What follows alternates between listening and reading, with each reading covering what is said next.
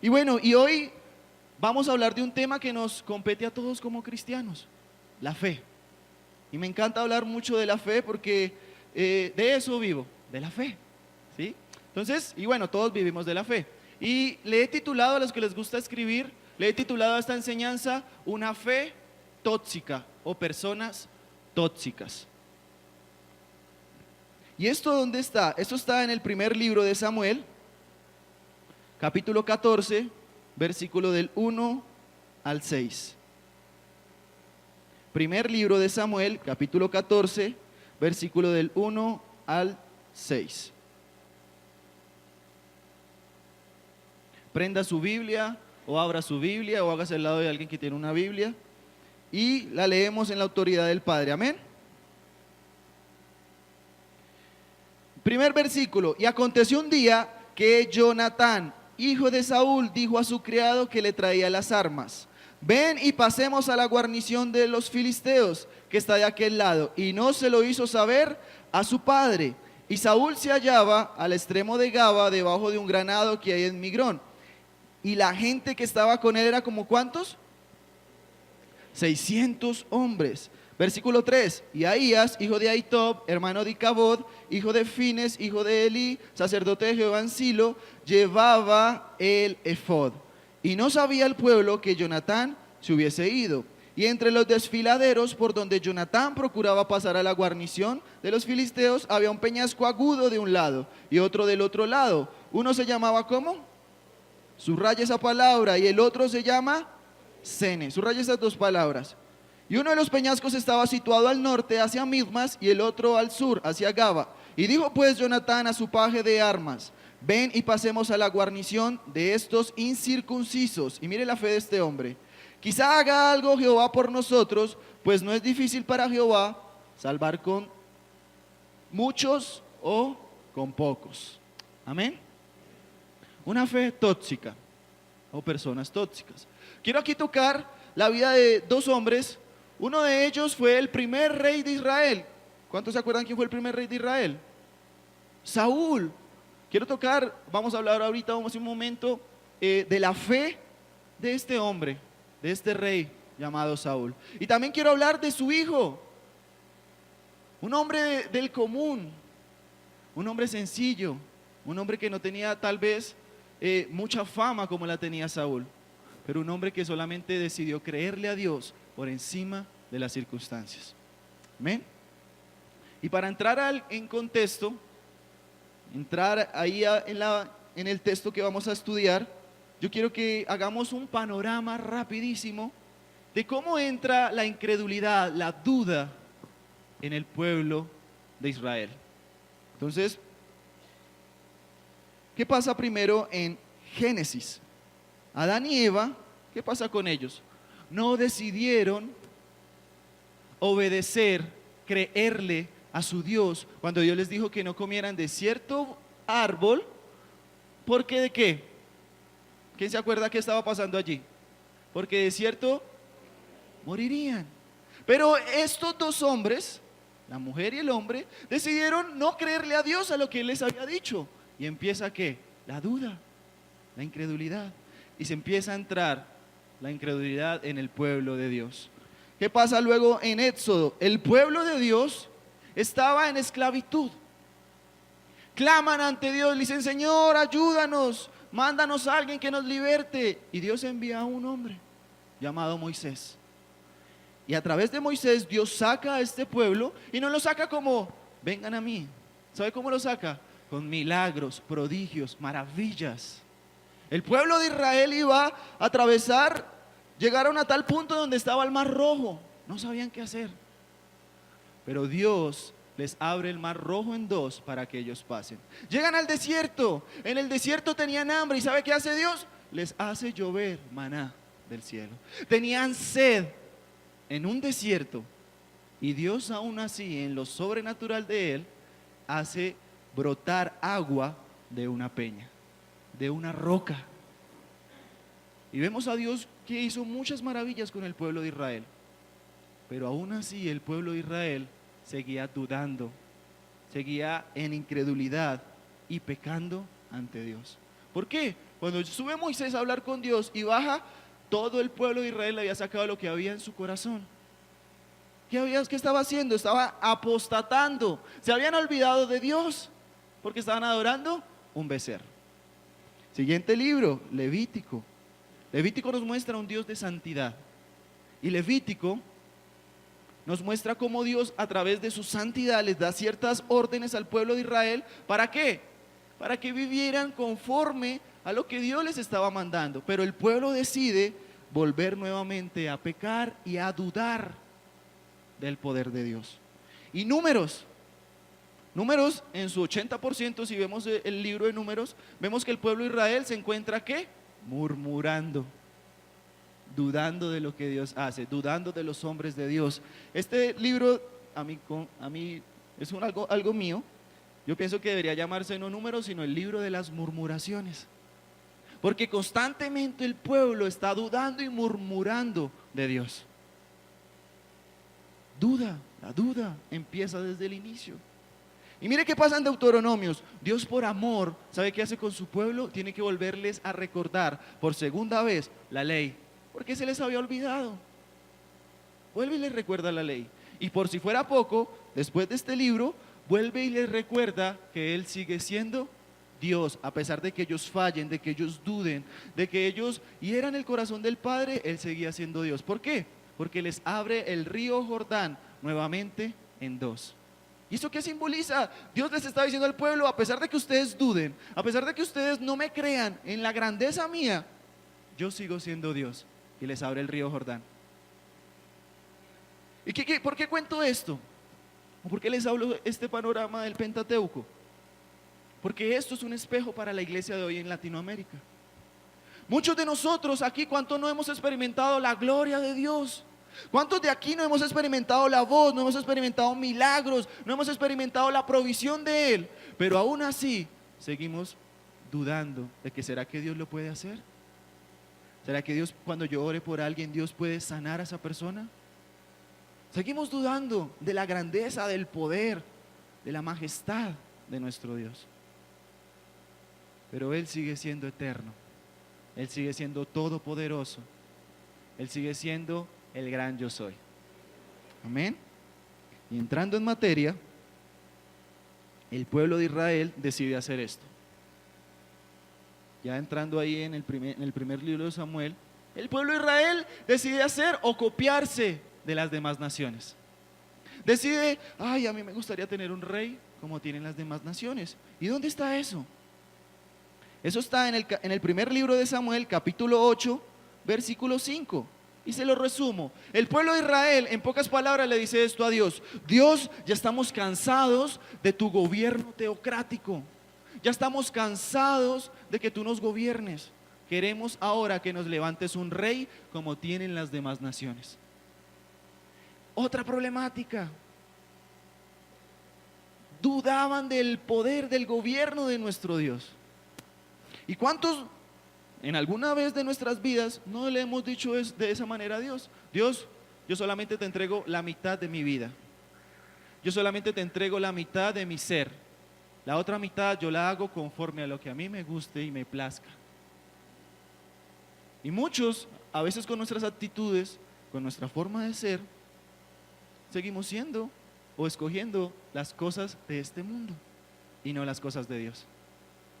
Y Dios nos llama, o mejor dicho, ¿sabes una cosa? El carácter de Dios es un carácter, llamémoslo así, celoso de amor.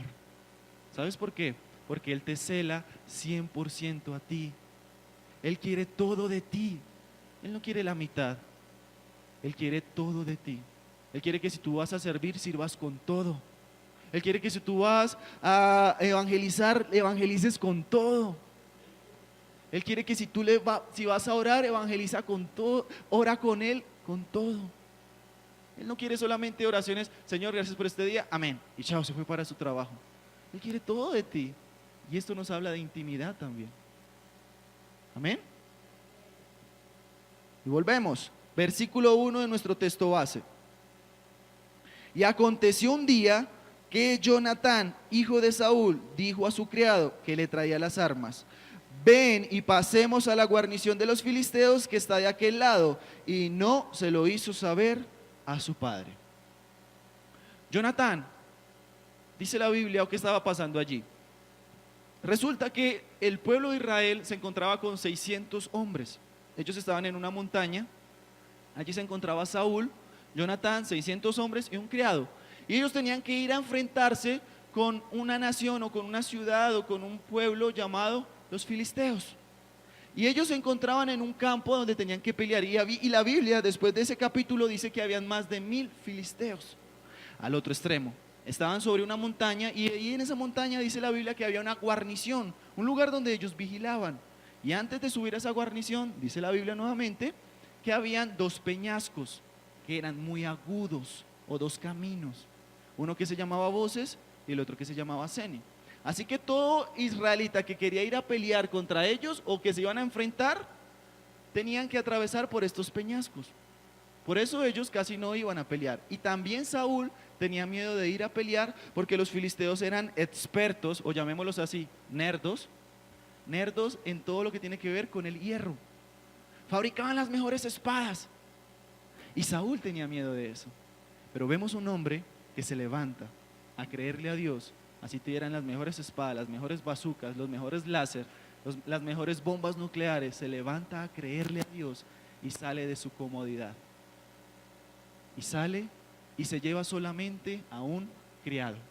La Biblia dice que él se lleva a un criado y ahora yo te pregunto esto. ¿Por qué Jonatán no decide llevarse a 10 de los 600 hombres del rey Saúl? ¿Por qué no decide llevarse a 20, 40 o 100? Porque dice que él se baja a ir a enfrentarse con los filisteos y solamente se lleva un criado. ¿Por qué no se lleva hombres acuerpados, grandes, macizos, mechudos, con escudo, grandes y acuerpados como yo? Se decide llevarse un criado. ¿Por qué no se lleva uno de los 600 hombres? Esa es una pregunta que ya la Biblia te va a responder. Pero mire la fe de este hombre. Y dice también, finalizando ese versículo, dice, y no se lo hizo saber a su padre. ¿Qué quiero contarle con esto? Jonatán sabía quién era Dios, téngalo por seguro. Jonatán tenía intimidad con Dios. Pero ¿sabe una diferencia de Jonatán? Que a pesar de que tenía fe, él no quería fama de hombres. Él no quería el reconocimiento de los hombres. Él no quería que le dijeran, oye, qué bien que oras, qué bien que ministras, qué bien que ayunas, qué bien que haces las cosas. Él no quería eso. ¿Sabe por qué? Porque cuando él se baja y dice que no se lo hizo saber a su padre, él no quería que su papá dijera, sacara pecho, dijera, ahí va mi hijo, él derrotará a los filisteos. Él no quería eso. ¿Y por qué no se lo hace saber a su padre? Primero, él viene de la tribu ¿de dónde? De Benjamín.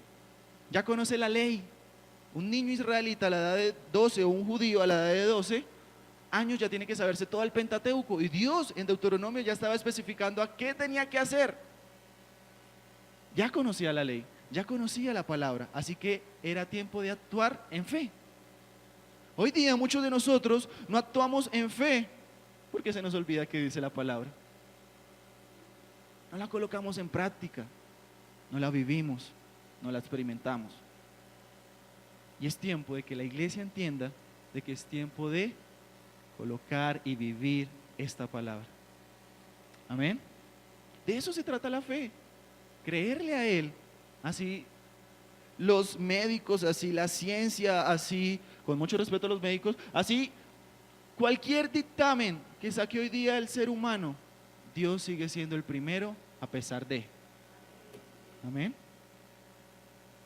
Y Jonatán se baja y se va a pelear, a encontrarse con los filisteos. Y solamente se lleva un hombre, un criado.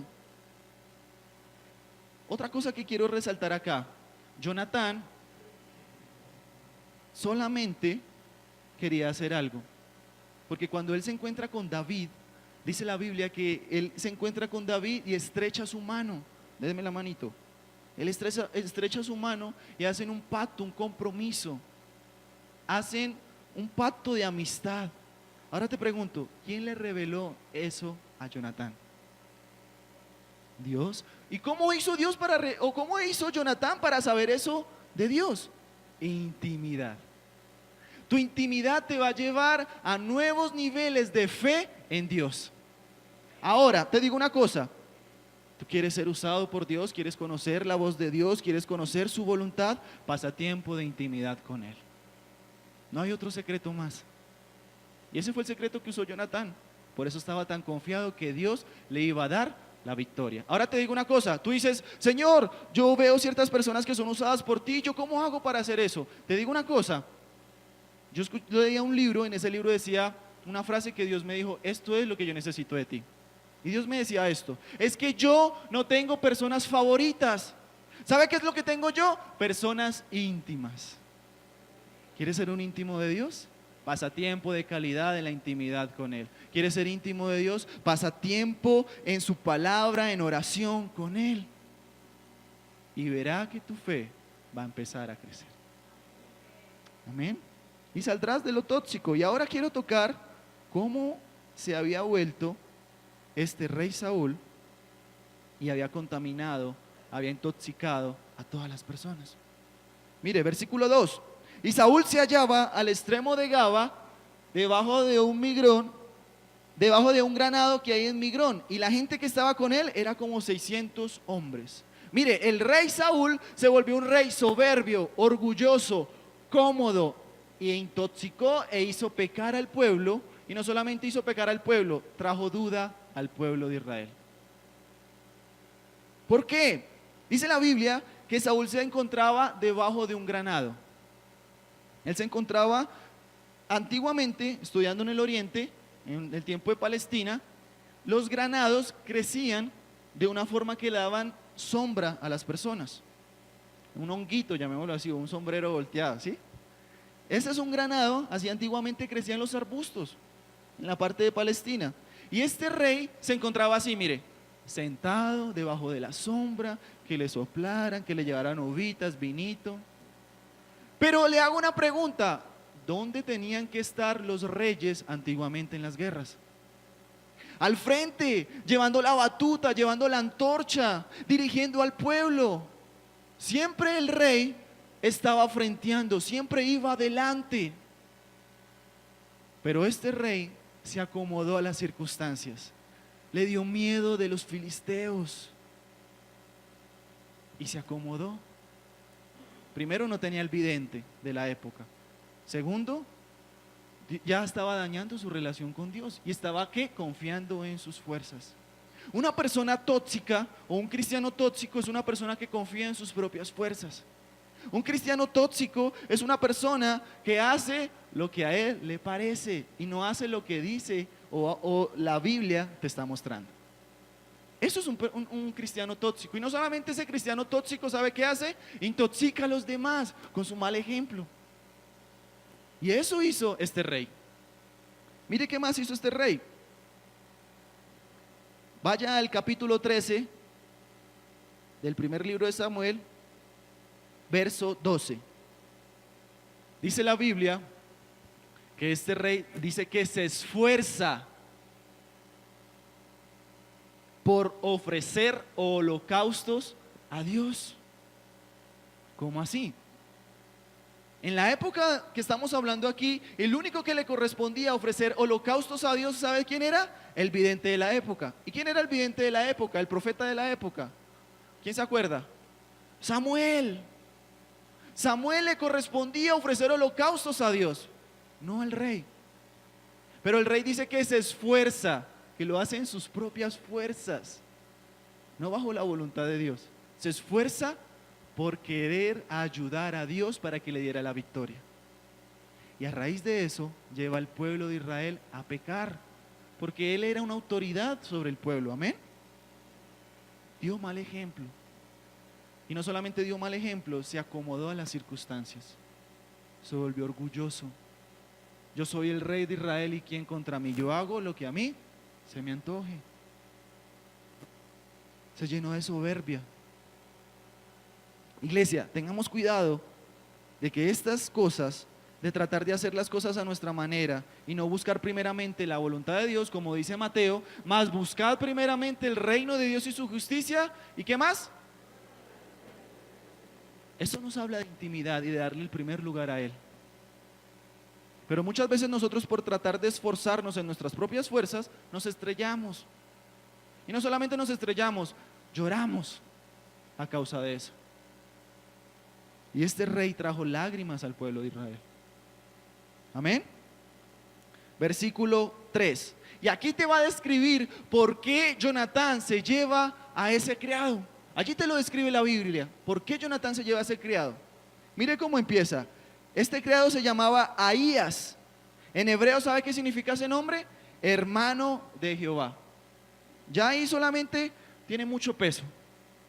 Hijo de Ahitob, hermano de Icabod, hijo de Fines, hijo de Elí. Era el bisnieto de Elí. Y mire lo que dice, sacerdote de Jehová en Silo. Venía de un linaje sacerdotal. Y mire el secreto de por qué Jonatán se lleva a este criado. Mire, ahí se lo dice. Y llevaba un efod. Y vuelve y dice, y no sabía el pueblo que Jonatán se hubiese ido. ¿Qué era el efod antiguamente? El efod, sí, muy bien. El efod era algo que, una vestidura o un chaleco que cargaban los sacerdotes antiguamente. Y en esas vestiduras cargaban algo que se llamaba el urín, ¿se acuerdan? Y el tumín. Antiguamente el pueblo de Israel buscaba la voluntad de Dios a través de estas dos cosas. Pero gloria a Dios, hoy día, ¿cómo buscamos la voluntad de Dios? Mire, a través de la palabra, amén. No van a empezar a decir que yo dije que buscara con el urín y el tumín. No. Pero, ¿qué simboliza que Jonatán se hubiese llevado al criado? ¿Sabe qué simboliza? Que Jonatán estaba alineado en la perfecta voluntad de Dios, y que pase lo que pase, véngase lo que se venga, Dios iba a estar con él.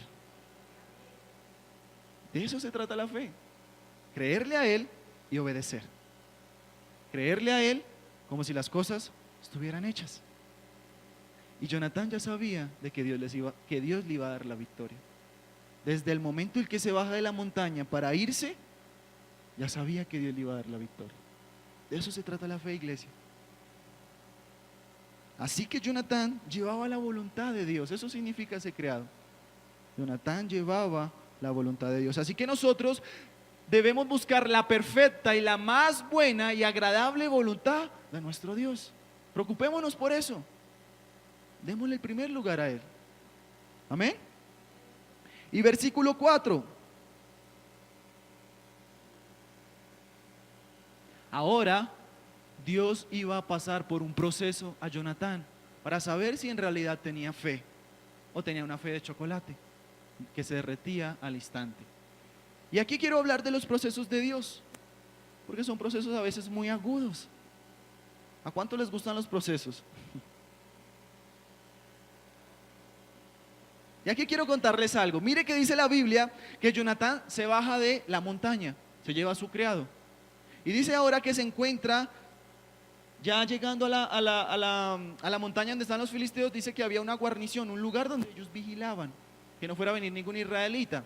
Y antes de subir a esa guarnición dice que habían dos intercesiones, dos caminos. Y dice la Biblia también, finalizando ese versículo, el versículo 4, dice que habían dos peñascos que eran muy agudos, muy estrechos.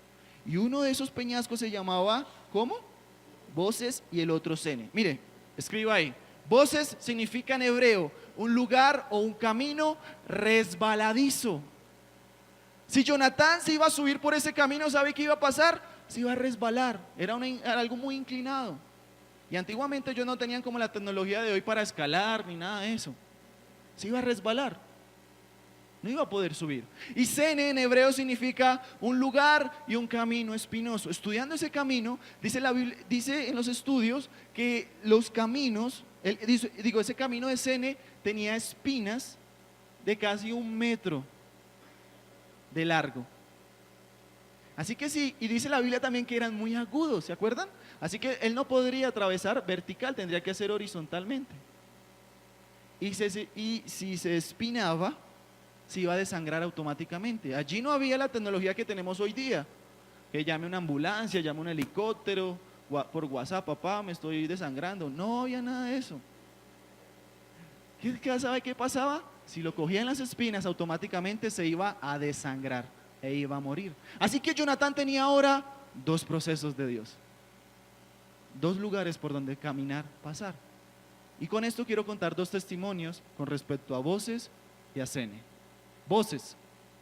Primero, un lugar o un camino resbaladizo. ¿Usted quiere saber por qué yo me quedé calvo? ¿Sí? ¿Le parece curiosidad? ¿Sí? Voy a contarles. Yo antes de ser cristiano, yo pertenecía a una cultura llamada los punk. ¿Han visto los punkeros en las calles? Esa gente que se para el pelo así re grande y todo eso. Yo era de esa cultura antes de conocer a Jesús. Yo era, a raíz de tantos químicos y cosas que me eché en la cabeza, se me empezó a caer el pelo. Y bueno, gloria a Dios, ya estaba casado, era cristiano, era pastor, y ya mi esposa no se podía separar, ya estábamos casados. Eso es un chiste ahí para que se... Pero bueno, ¿sabe qué pasa aquí en ese camino resbaladizo? Yo vivía una vida de consumo, era súper ladrón, anarquista, ateísta, marxista, leninista, no creía en Dios, todo enista. Pero en mi familia, cuando yo vivía en Girardot, a la edad de 18 años, mi papá me dice: ¿usted qué prefiere? ¿Su cultura o la cultura de esta casa? Yo le dije: yo prefiero mi cultura. Entonces me dice mi papá: bien ido, vete para la calle. Mi papá era un tipo o una persona como un nazi, muy estricto, muy reglamentado, muy estructurado. Él era de esa manera, todo era así. Entonces él me dice: vete de la casa, no queremos tu cultura acá. Y yo me fui. Fui a parar en un puente que conecta con Girardot y Flandes, Tolima. En ese puente, el puente de San Luis creo que se llama. En ese puente duré allí 18 horas sin desayunar, ni almorzar, ni tomar agua potable, nada. Ya parecía un habitante de la calle, porque estaba consumiendo, estaba haciendo un montón de cosas que a Dios le desagradaban. Y no solamente eso, ¿sabe cómo vivía yo? Una vida de inmoralidad sexual. Estaba atado a todo lo que tiene que ver con pornografía, masturbación, fornicación. Era un mugre, llamémoslo así.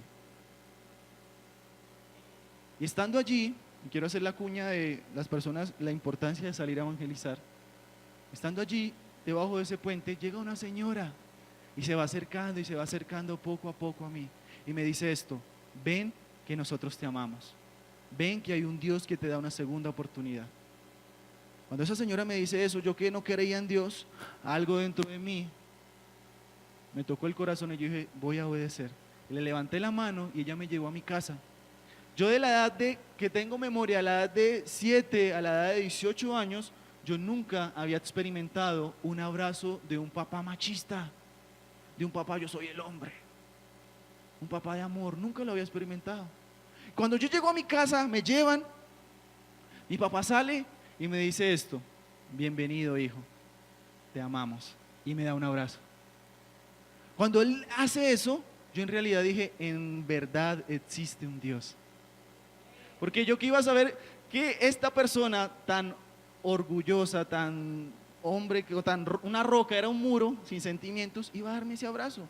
Cuando eso pasara, yo en realidad iba a decir: Dios existe.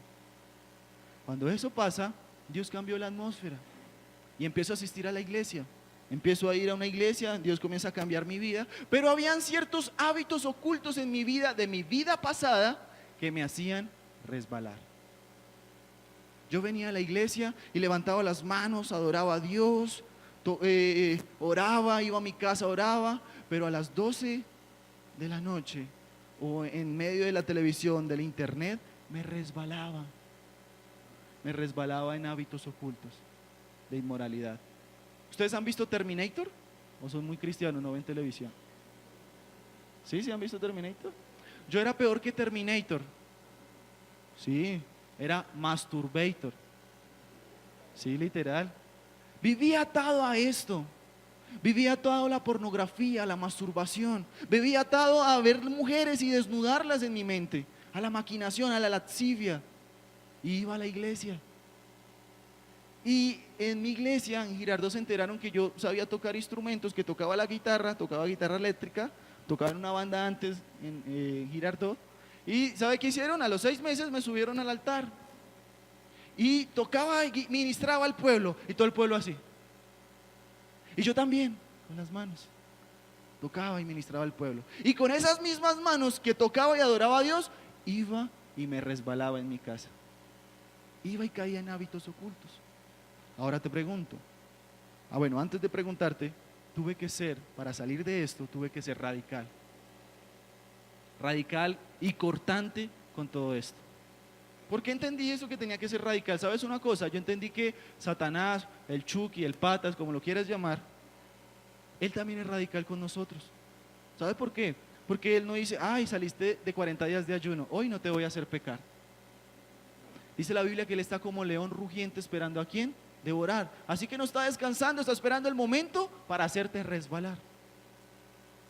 Y tuve que ser, así como ellos son radicales, también debemos de ser el doble, el triple de radicales con ellos. Y esto es un ámbito espiritual, iglesia. No estoy hablándoles pajarilla, es algo de verdad. Necesitamos ser radicales con el pecado, radicales con lo que te está haciendo resbalar. Y tuve que cortar con todo, el televisión, con la internet, porque Dios tenía que hacer un proceso en mi vida. Y terminando, Dios comenzó a restaurar mi vida. Duré un año así atado a eso. Un año, con un pie allá y con un pie en la iglesia. Un año, sufriendo con esto. Unos días me sentía en la gloria, súper ungido de Dios, y de un momento a otro resbalaba. Ahora te pregunto, iglesia, yo no sé si hoy tú estés viviendo de una manera en que o cualquier cosa te hace resbalar. O te pregunto, mejor dicho, y respondas en su mente, ¿qué es lo que te está haciendo resbalar hoy como cristiano? Posiblemente es la inmoralidad sexual, o tal vez son algunos hábitos ocultos en tu vida o pecados ocultos que te están haciendo resbalar, que están haciendo herir el corazón de Dios, que están haciendo que tu fe mengüe. ¿Qué es? Posiblemente sea la murmuración, el chisme, tal vez la masturbación, la pornografía. ¿Qué es eso que te está haciendo resbalar? ¿Y sabes algo? Hoy es un día de restauración. Hoy es un día en donde papá va a restaurar y va a sanar eso que tal vez tú dices, Señor, no puedo con esto, ayúdame. Él va a hacerlo. Amén. Posiblemente es alguien, un hombre o una mujer que te hace resbalar, un vecino. El vecino saca la basura y tú te das de cuenta y sacas el viejo hombre, no, que no sé qué, y le dice muchas cosas. ¿Qué es lo que te está haciendo resbalar? No sé, pero Dios sí sabe. Y Él hoy quiere restaurar eso en tu vida. Amén. Segundo camino, cene, un lugar o un camino espinoso. Ahora les voy a hablar, no les voy a hablar como soltero, como ya, ahora les voy a hablar como casado y ministro de Dios, como pastor. Mi esposa y yo nos conocimos en el Amazonas. Que conste, ella no es indígena, no es caníbal. Ella es de Armenia, Quindío, y por eso fue que nos fuimos a vivir en Armenia. Nosotros estuvimos trabajando en el Amazonas, pastoreando algunas iglesias, trabajando en comunidades durante 2 años. Y después decidimos irnos al eje cafetero, y allí empezamos todo nuestro proceso con las asambleas de Dios. Y allí nosotros, cuando llegamos del Amazonas, llegamos solamente con 2 mochilas, no teníamos nada. Nosotros somos un ministerio que vive por fe.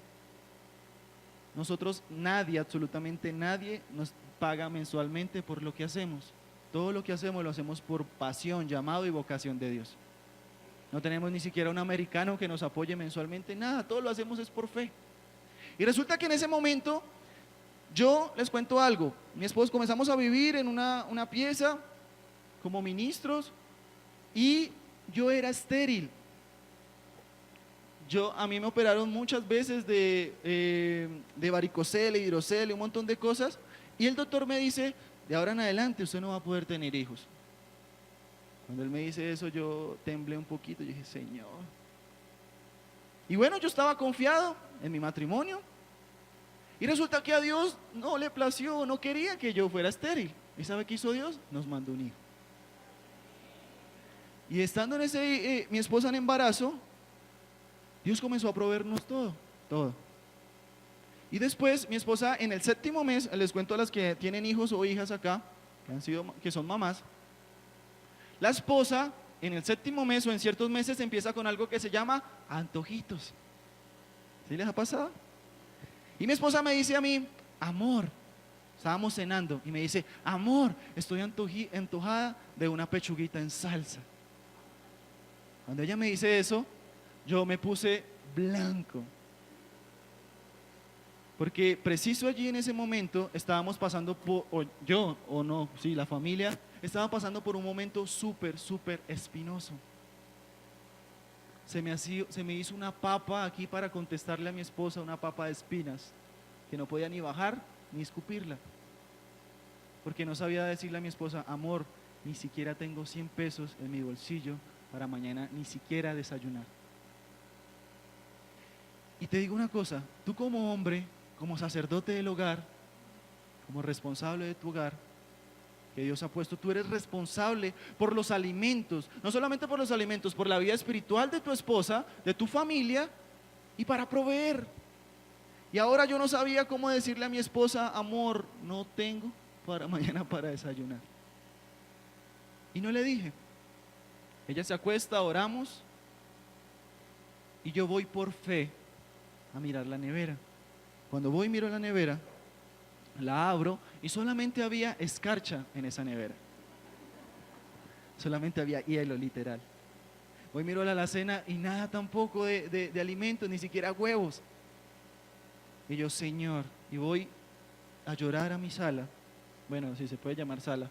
Y yo fui a llorar a la sala. Y llorando súper triste, le dije, Señor, ayúdame porque no tengo siquiera para comprar mañana para el desayuno. Por favor, ayúdame. Tu palabra dice que tú eres el dueño del oro y la plata. Tu palabra dice que tú eres Jehová Jireh. Ayúdame, por favor. No permitas que yo mañana me levante y le diga a mi esposa, no tengo para desayunar. Y así fue la oración. Y hoy me acuesto. Y gloria a Dios por las mujeres de las iglesias.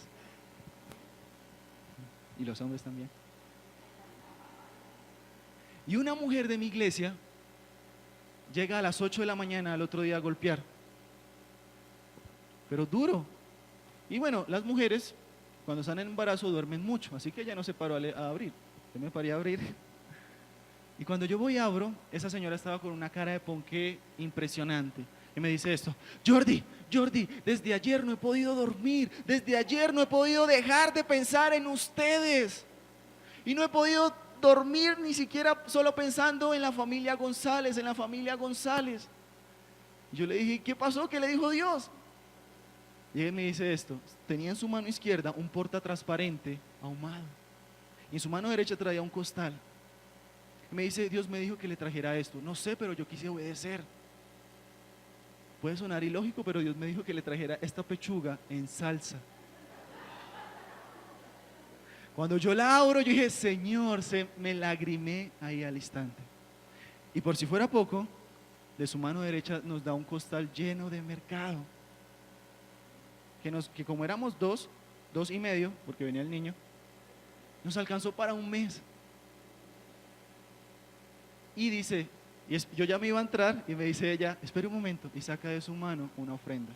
Me dice, y esto se lo manda a Dios. Te digo una cosa, Dios va a probar tu fe. Dios va a probar de qué estás hecho. Si estás hecho de chocolate, que cuando vienen las pruebas, las tentaciones te derrites, o estás sobre la roca que es Cristo Jesús. Pero Dios va a probar tu fe. Posiblemente yo hubiera ido hubiera llamado al pastor Frank, pastor, présteme plata, es que mire. O posiblemente yo hubiera ido a empeñar mi argolla. Pero sabes una cosa, decidí ir a buscar primeramente la fuente, primeramente a Dios. Amén. Y te tengo una buena noticia y una mala noticia. ¿Cuál quieres escuchar primero? La mala, siempre nos vamos por la mala. Ahí va la mala. La mala es que Dios va a permitir, bueno, si puede sonar mala, Dios va a permitir que tengas que atravesar por alguno de estos dos caminos. O va a permitir o va a dejar que pases por los dos a la vez. Y te tengo una buena noticia. La buena noticia es que cuando vayas a entrar al camino, o estés en la mitad de ese camino, o en la mitad de los dos caminos, o ya estés saliendo de la mitad de esos dos caminos, ¿sabe cómo se encuentra su Salvador? Así, con los brazos abiertos, esperándote. Dele un fuerte aplauso a su papá.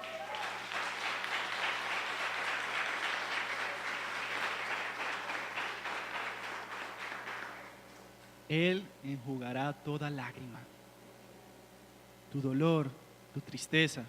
Él va a estar ahí para abrazarte, para consolarte, para restaurarte. Que si pecas, que si fallas, que si duda, abogado tenemos para restaurarte. Amén.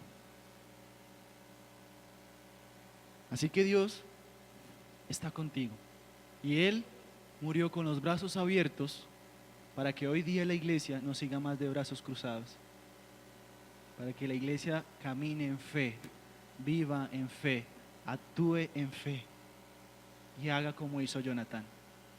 Sale de su comodidad, sale de su pecado y va a creerle a Dios por encima de las cosas. Amén. Y versículo 6, con este finalizo.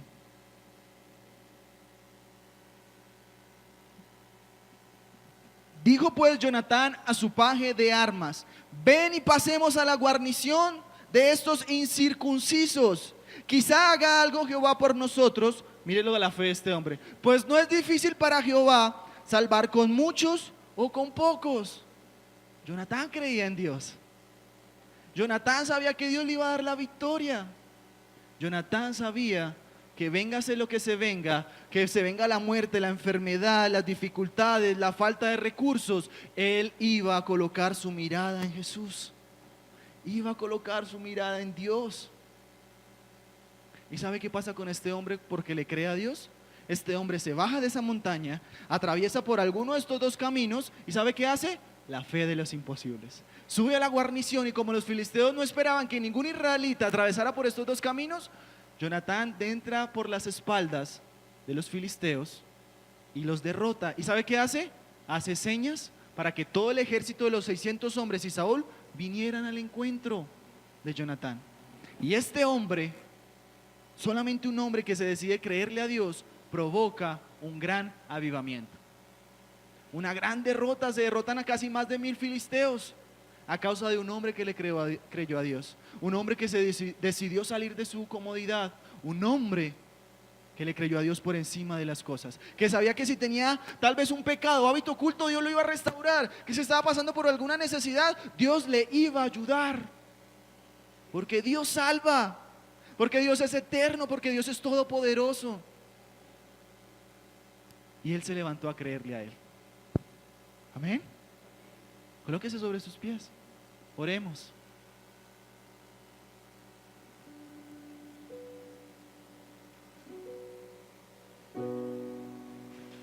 Tu fe te va a llevar a contagiar a otros. Así como lo hizo Jonatán, contagió a 600 hombres y a su padre también. De eso se trata la fe, iglesia. Cierre sus párpados y olvídese de la persona que tiene a su lado. Tranquilo, que no se va a ir. Y yo le ruego a usted que por favor este sea un momento entre usted nada más, usted solito y Dios. Y yo le voy a pedir que por favor recuerde un día atrás, una semana atrás, un mes atrás o tal vez meses atrás. ¿Y qué es lo que te está haciendo resbalar? ¿Qué es lo que está trayendo dolor al corazón del Padre? Cuando tú dices, no, nadie me ve, Dios te está viendo. ¿Qué es eso que te está haciendo resbalar? Posiblemente es un hombre, una mujer, alguien que no conoce de Jesús te está haciendo resbalar. No sé, solamente tú y Dios lo saben. ¿O qué es lo que te está haciendo espinar en tu vida? Tal vez la falta de oportunidades que te hacen dudar de Dios. Tal vez un momento financiero difícil que te hacen dudar, te hacen menguar de Dios. Hacen que tu fe se vaya por el piso. O tal vez tú dices: Señor, no encuentro una solución para este momento espinoso que estoy atravesando en mi vida, en mi familia. No sé, un momento espinoso de enfermedad. No sé, pero Dios sí lo sabe.